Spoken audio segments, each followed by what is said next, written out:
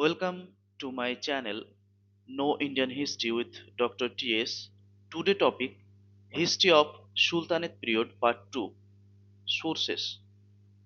This is the second video of Sultanate period and here I am discussing the sources. In this video I mainly focus on Amir Khusrau and his writings. Amir Khusrau was a glorious personality of Delhi Sultanate. His original name is Abul Hasan Yamuddin Khusrau, but better known as Amir Khusrau. He was a Indo-Persian Sufi singer as well as musician, poet and scholar who lived during the period of three important dynasties like Slav, Khalji, Tughlaq of Delhi Sultanate. Amir Khusrau was born in 1253 in Patiali, Kasganj district in Uttar Pradesh, India. But his father, Amir Saifuddin, was a Turkic man. He lived in and grew up in Kis, a small town of Samarkand in Uzbekistan. When he was a young, the region of Samarkand destroyed and ravaged by Genghis Khan.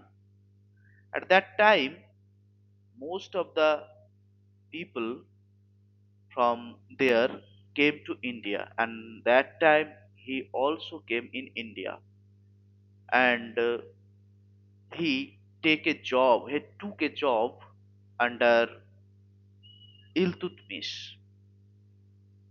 After that, Amir Saifuddin was granted a fief in the district of Patiali and he married with the daughter of Imadul Mulk as an important officers during the reign of Iltutmish. According to all biographers of Amir Khosrow agreed that the Amir Khosrow belonged to a Hazara clan named the Hazara-i Lachin in Samarkand.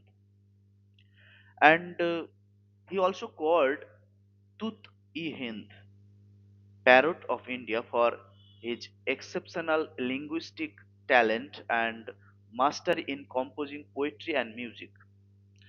Saint Nijamuddin Aulia, preceptor of Amir Khosrow, bestowed upon him the title Turkullah, which means Turk of God. When he wrote the poem and poetry, at that time some friend helped him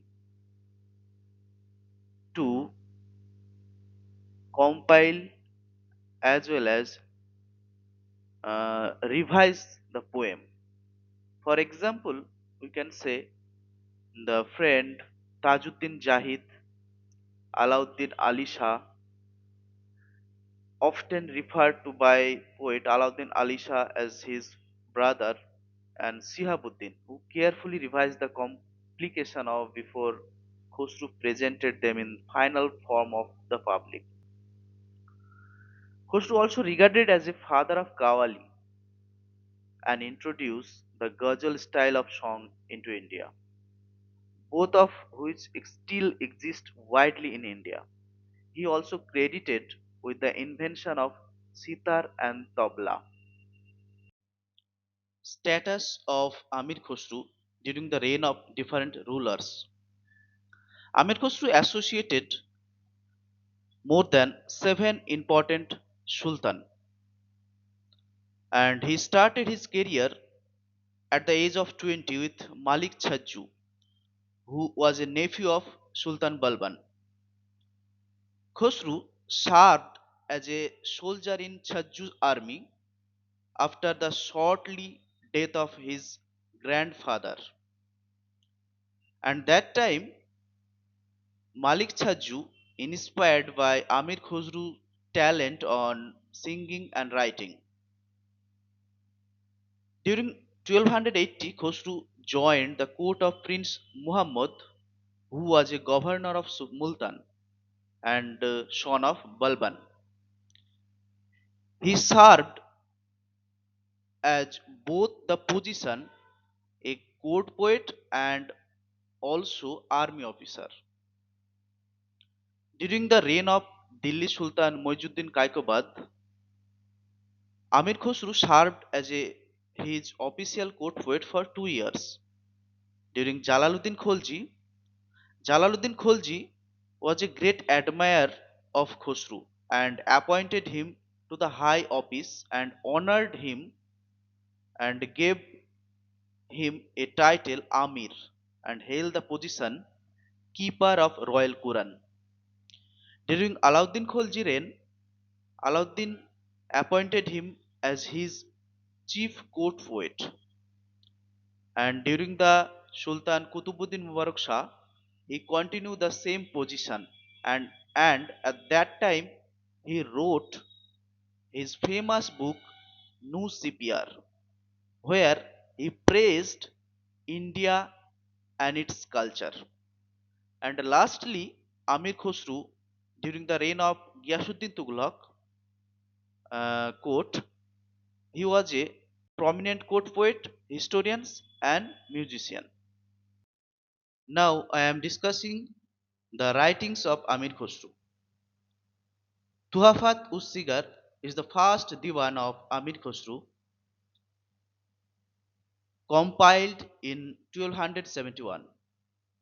This diwan, containing the poems composed between the age of 16 to 19. But at that time, Amir Khosrow did not want to preserve the diwan, but because he feared criticism from the poet and scholar that were already both famous and numerous in Delhi. But his friend Tajuddin Jahid consoled him and said him, your critics may be two types, one ignorant and one knowing.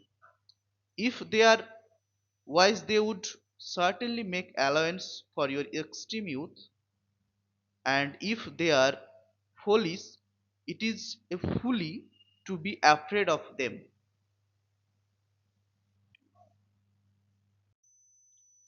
Kiran us Sadain is the first Masnavi of Amir Khosrow, written with the request of Kaikobad. After the poet returned from Oudh, where he stayed for 2 years. The main theme of this Masnavi, quarrel between Bugra Khan, the son of Balban, and Kaikobad, the son of Bugra Khan. Amir Khosrow also discussed the meeting between Sultan Muizuddin Kaikobad and Bugra Khan near Sorai River. The poem described the diplomatic reconciliation of the father and son after a period of estrangement and potential conflict, detailing the preparation, the emotional reunion, and the subsequent political discussion and festival.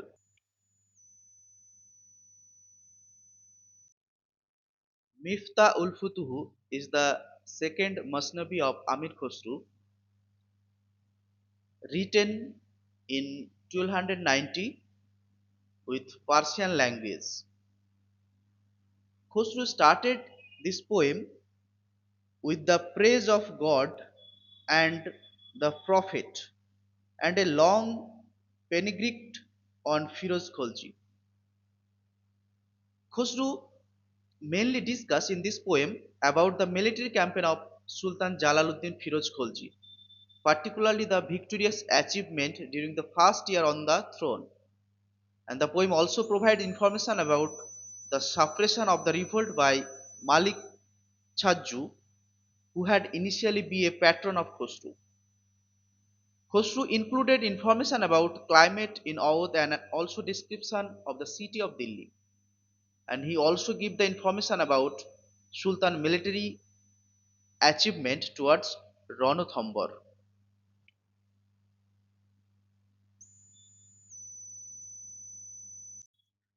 Khaja in ul Futuh is a only historical record which celebrating the victory and glorious reign of Alauddin Khalji written by Amir Khusrau. Amir Khusrau discuss here the accession of Alauddin Khalji and reforms, public works and munificence of Alauddin Khalji. Here he also explained the Mongol invention of India. The book also gave the detailed information about military achievement of Sultan Alauddin Khalji, particularly his Lieutenant Malik Kafur expedition in Deccan state as well as Warangal and Mabar campaign in 1311. He also discussed the northern campaign of Alauddin Khalji like Gujarat, Rajputana, Malwa, Deogir, etc. Amir Khusru here also mentioned few buildings: the Jami Masjid, the Alai Minar, the Rampart of Delhi, and Shamsi Tank.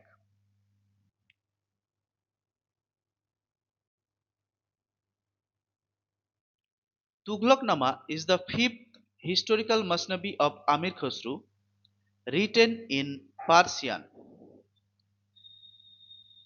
This masnavi provided the crucial information about the short reign of Ghiyasuddin Tughlaq Shah after he defeated the last Khalji ruler Khosru Khan. Later, Tughlaqnama translated into English by Hayati Gilani with entitled Amir Khosru's Tughlaqnama and its Jamima. The poem provided the information about the personal story of Hindu princess Deval Devi, who was a daughter of Karan Devi II, the last sovereign ruler of Bagala dynasty of Gujarat, who was a key figure in the politics of that time. Her life is used to illustrate the political instability and the shifting fortune for power during the transition from Khilji to Tughlaq dynasty. Khamsai Khosrow is a collection of five major epic poems or masnavi composed by Amir Khosrow in Persian language. And first masnavi is Matla ul Anwar, contain the ethical and philosophical themes. Here Amir Khosrow discuss the social institution, particularly those pertaining to women, and discuss the divine in human existence. The second Masnavi, Khusru Sirin, is a 12th century Persian romantic poem discussing the complication and tragic love story between Sassanid Persian king Khosru and Christian Armenian prince Sirin. The third Masnavi, Laila Majnu, describe the obsessive love story between Majnu and Laila, whose relationship is forbidden by their families, leading to Majnu descent into madness. Laila forced marriage to another person, and ultimately the story ends with their tragic death. Fourth Masnavi, Ainae Iskandari, where Amir Khusru discuss mainly the Alexander wall conquest and travel, and their important content is a war between Alexander and King of China, which conclude with a symbolic effortless arm wrestling match that established Alexander's supremacy. The poem highlights Alexander's role as a protector and promoter of various art and sciences. And last Masnavi of Khamsa is Hast Bihast, where Amir Khosru discusses about Bahram Gur, who was a 15th Sassanid king, who built a significant palace with 8 domes, each associated with a different planet, color, and region of the world. Inside each dome lives a princess from a different land.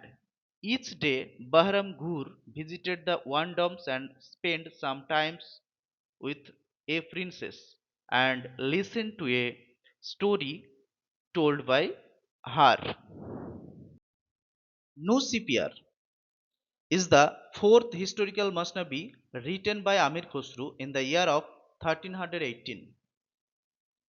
The poem started with the praise of God and Prophet and also Nijamuddin Aulia. The Persian Masnavi praises the Indian climate, language, art, music, flora and fauna, along with the detailing the reign of Sultan Kutubuddin Mubarak Shah Khalji. This book, divided into 9 chapters and showcases Khosrau's deep admiration and patriotic sentiment for India, asserting its cultural richness and diversity. Amir Khosru also explained India as a paradise, a land of ideal climate, and highlights its diverse environment, season, and natural beauty. Khosrow discussed Indian music and its merit, and he also explained how the foreign musicians were inspired by Indian music.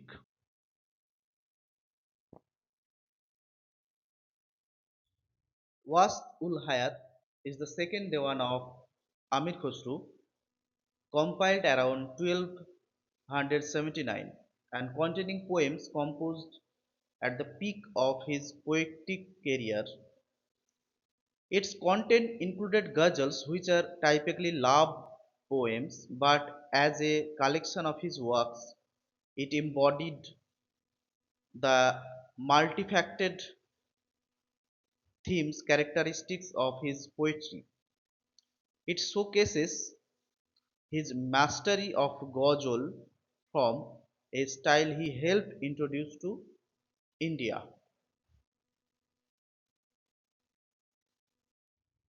Guratul Kamal is the third Dewan of Amir Khosrow, containing the verses composed between the age of 34 to 41. And in this poem, he also discussed about his father, who, with his bright visage, was sword of the sun, was famous for his bravery.